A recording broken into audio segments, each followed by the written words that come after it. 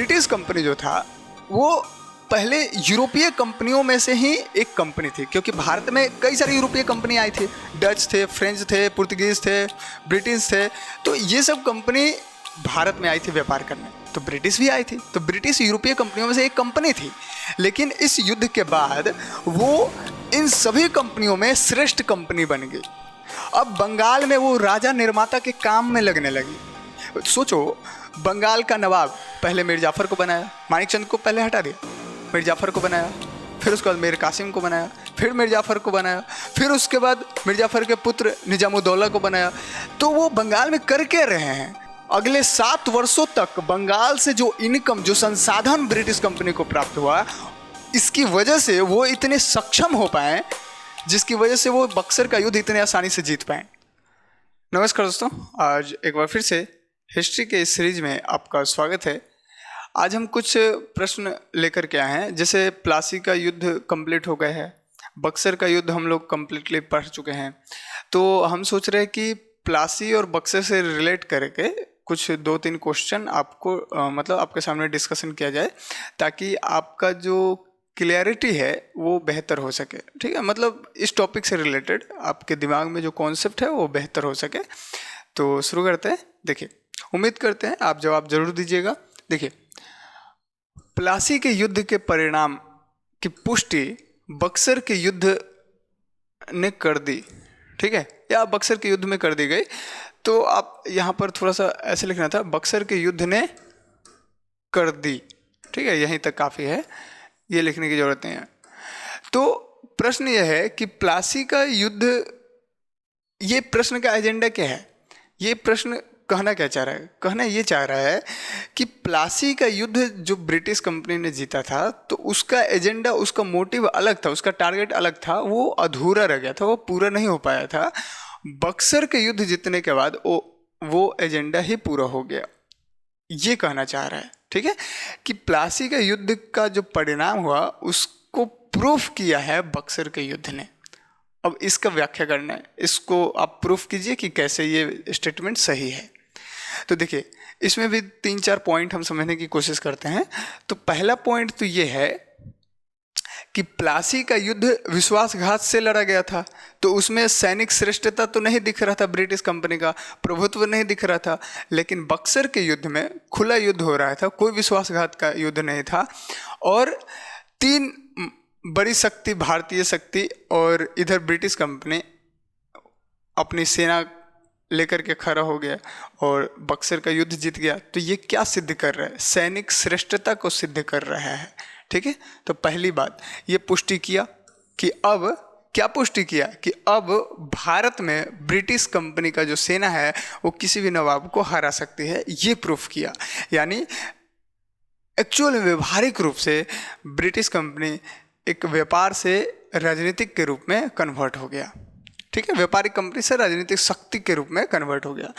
दूसरा पॉइंट समझ लेते हैं कि जैसे प्लासी का युद्ध जब ब्रिटिश कंपनी जीता था ना, तो उसको ठीक है वित्तीय लाभ हुआ ही था, ऐसा नहीं है कि नहीं हुआ था, लेकिन वो औपचारिक रूप से मतलब उसको मिलता था। ठीक है, औपचारिक तो नहीं बोल सकते, अब नवाब ही उसके कंट्रोल में है, तो व्यवहारिक रूप से उसको प्रॉफिट हो रहा था। ठीक है, लेकिन औपचारिक रूप से लोगों को दिखाने के लिए ये नहीं था उसके पास कि हम बंगाल के पूरा राजस्व ले पा रहे हैं। लेकिन जब बक्सर का युद्ध जीता तो बंगाल का पूरा दीवानी मिल गया, यानी कि बंगाल का जितना भी राजस्व आ रहा है वो वसूलने का अधिकार मिल गया ब्रिटिश कंपनी को, जिससे बंगाल का पूरा वित्तीय कंट्रोल ये ब्रिटिश कंपनी के हाथों में चला गया। तो ये पुष्टि ही किया ना 1700 प्लासी के, ये प्लासी का युद्ध का पुष्टि 1764 वाला बक्सर का युद्ध कर दिया। तो ये हुआ औपचारिक और व्यवहारिक दोनों रूप से अब ब्रिटिश वित्तीय पूरा कंट्रोल अपने हाथ में, फाइनेंशियल कंट्रोल ले लिया।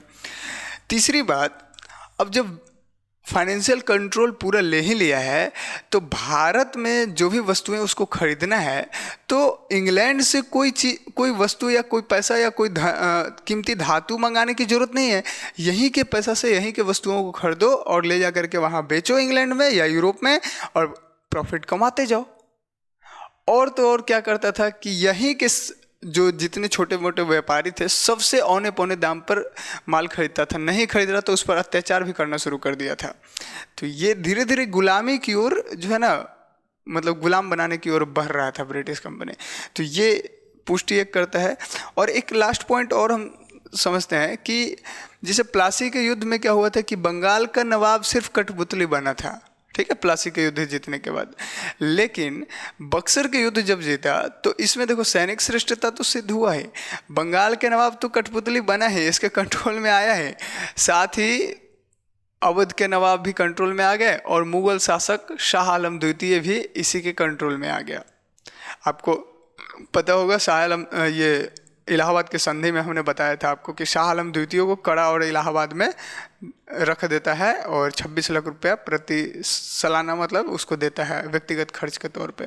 तो ये चीज़ें, ये बातें बताती है कि जो प्लासी का युद्ध में जो एजेंडा था, जो चाह रहा था ब्रिटिश कंपनी, वो पूरा नहीं हो पाया था, वो अधूरा रह गया था। वो पूरा हुआ बक्सर के युद्ध जीतने के बाद। ठीक है, तो ये प्रश्न आपको शायद समझ में आ गया होगा। चलिए अगला प्रश्न हम देखने की कोशिश करते हैं। प्रश्न है कि प्लासी का युद्ध एक बड़ा युद्ध नहीं बल्कि एक बड़ा विश्वासघात था, इसलिए यह ब्रिटिश कंपनी के लिए वास्तविक रूप में लाभदायक नहीं था, बल्कि कंपनी को वास्तविक लाभ बक्सर के युद्ध से मिला। इस कथन का समालोचनात्मक परीक्षण कीजिए। अब ये प्रश्न क्या बोल रहा है, आप ध्यान से समझो कि प्लासी का युद्ध एक बड़ा युद्ध नहीं था, वो एक बड़ा विश्वासघात था, जिससे ब्रिटिश कंपनी को वास्तविक लाभ नहीं मिला, बल्कि वास्तविक लाभ बक्सर के युद्ध जीतने के बाद मिला है। ये जो स्टेटमेंट है ना, इसका समालोचनात्मक परीक्षण करना है। तो समझते हैं। देखिए बात ये है, ये सही है स्टेटमेंट, ये सही है कि प्लासी का युद्ध एक बड़ा युद्ध नहीं था, एक बड़ा विश्वासघात था। जो बंगाल के नवाब था सिराजुद्दौला, उसकी एक बड़ी सेना युद्ध में हाथ बांधे खड़ी रही और उसका मीर बख्शी, उसका व्यापारी, उसका सेना नायक, ये सब षड्यंत्र में शामिल हो गए और ब्रिटिश कंपनी से मिल चुके थे। यह बात सही है, विश्वासघात हुआ जिसकी वजह से सिराजुद्दौला हारा और मारा भी गया। और बक्सर का युद्ध जो है एक खुला युद्ध था, प्लासी का युद्ध खुला युद्ध नहीं था, उसके परिणाम पहले से ही तय थे। जैसे मैच फिक्स होता है ना, उसी तरीके से पहले से ही युद्ध फिक्स था कि कौन जीतने वाला है, ये पहले से ही पता था। लेकिन बक्सर का युद्ध एक खुला युद्ध था जिसमें ब्रिटिश कंपनी की सैनिक श्रेष्ठता को सिद्ध कर दिया था। लेकिन एक दूसरा पक्ष भी है। दूसरा पक्ष क्या है पता है? ये बोला है वास्तविक लाभ नहीं मिला कंपनी को प्लासी के युद्ध जीतने में। वास्तविक लाभ नहीं मिला, चलो मान लेते हैं, लेकिन एक दूसरा पक्ष ये बोलता है कि प्लासी का युद्ध अगर वो ना जीतता, अब सोचो प्लासी का युद्ध जीता तो बंगाल का पूरा राजस्व उसको मिला। प्लासी का युद्ध जीतने के बाद 1.77 करोड़ कंपनी को पैसा मिला। उसके बाद कई सारा जमींदारी वाला इलाका मिला, मतलब जमींदारी मिल गया।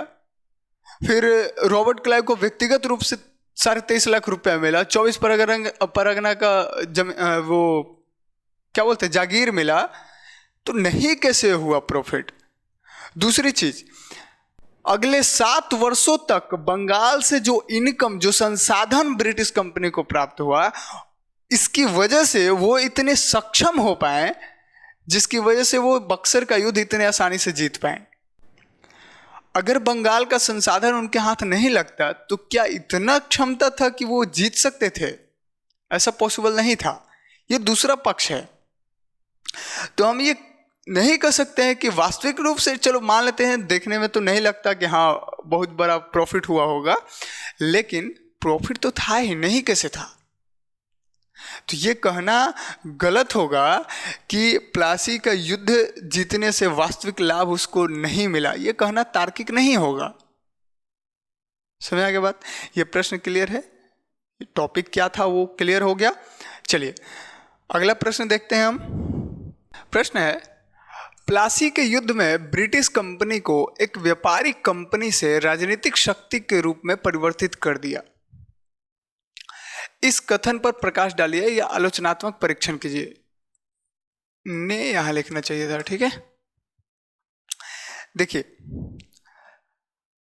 प्रश्न ये बोल रहा है कि प्लासी का जो युद्ध हुआ है वो ब्रिटिश कंपनी को एक व्यापारिक कंपनी से राजनीतिक शक्ति की ओर मोड़ दिया। तो इस स्टेटमेंट का, इस कथन का परीक्षण करना है। अब देखिए, हम ये समझने की कोशिश करते हैं सबसे पहली चीज कि देखिए, ब्रिटिश कंपनी जो था वो पहले यूरोपीय कंपनियों में से ही एक कंपनी थी, क्योंकि भारत में कई सारी यूरोपीय कंपनी आई थी। डच थे, फ्रेंच थे, पुर्तगीज थे, ब्रिटिश थे। तो ये सब कंपनी भारत में आई थी व्यापार करने। तो ब्रिटिश भी आई थी, तो ब्रिटिश यूरोपीय कंपनियों में से एक कंपनी थी। लेकिन इस युद्ध के बाद वो इन सभी कंपनियों में श्रेष्ठ कंपनी बन गई। अब बंगाल में वो राजा निर्माता के काम में लगने लगी। सोचो, बंगाल का नवाब पहले मीर जाफर को बनाया, मानिकचंद को पहले हटा दिया, मीर जाफर को बनाया, फिर उसके बाद मीर कासिम को बनाया, फिर मीर जाफर को बनाया, फिर उसके बाद मीर जाफर के पुत्र निजामुद्दौला को बनाया। तो वो बंगाल में कर के रहे हैं, बंगाल में राजा निर्माता का काम कर रहे हैं, किंग मेकर का काम कर रहे हैं। समझ में आ रहा बात? तो वो श्रेष्ठ कंपनी बन करके उभरी। ऊपर से बंगाल से उनको डायरेक्ट और इनडायरेक्ट रूप से कई सारे प्रॉफिट भी होने लगे, मुनाफा भी होने लगा। और बंगाल से जितना भी धन प्राप्त होने लगा, बंगाल के राजस्व से, बंगाल के नवाब से जो धन प्राप्त होने लगा, उससे वो अपनी सेना को मजबूत करने लगे, अपनी व्यापारिक शक्ति को मजबूत करने लगे। तो ये चीजें ब्रिटिश कंपनी को फायदा हुआ प्लासी के युद्ध के बाद। वो एक व्यापारिक कंपनी से राजनीतिक रूप में कैसे बदले, इसी तरीके से बदलेंगे ना। और यही असर हुआ कि प्लासी से जो आर्थिक लाभ हुआ, यानी बंगाल, प्लासी के युद्ध जीतने के बाद बंगाल से जो आर्थिक लाभ हुआ इनको अगले 5 साल, 6 साल, 7 साल तक, इसी के सहारे, इसी संसाधनिक लाभ की वजह से वो आगे बक्सर का युद्ध जीतते हैं और आगे पूरे भारत में अपना साम्राज्य विस्तार करने के मार्ग पर चल पड़ते हैं। तो ये आर्थिक लाभ उनको मिला इसकी वजह से। एक ये भी गौर करने वाली बात है कि अगर प्लासी का युद्ध में, देखो प्लासी का युद्ध तो विश्वासघात से लड़ा गया था, उसमें अपनी सैनिक श्रेष्ठता वो सिद्ध नहीं किए थे, क्योंकि ब्रिटिश कंपनी को व्यापारिक कंपनी से वो राजनीतिक शक्ति की ओर बढ़ेगा तो उसको पहले अपना सैनिक श्रेष्ठता सिद्ध करना पड़ेगा। और इसके लिए वो बक्सर का युद्ध लड़ेगा और अपनी सेना को श्रेष्ठ सिद्ध करेगा, सभी शक्तियों को हराएगा और तब जा करके वो राजनीतिक शक्ति के रूप में उभरेगा। तो ये चीज़ें यहाँ पर ये प्रश्न का ये डिमांड था और ये चीज़ें समझाने की कोशिश कर रहे थे हम। उम्मीद करते हैं आपको ये सारा चीज़ समझ में आया होगा। तो आज हम लोग लगता है कि 3 प्रश्न शायद डिस्कशन किए हैं, तो उम्मीद करते हैं आपको ये तीनों प्रश्न समझ में आए होंगे। मिलते हैं फिर अगली क्लास में। अगर कोई भी डाउट हो किसी भी तरीके का, कुछ भी, तो आप ज़रूर पूछें, ठीक है। मिलते हैं फिर।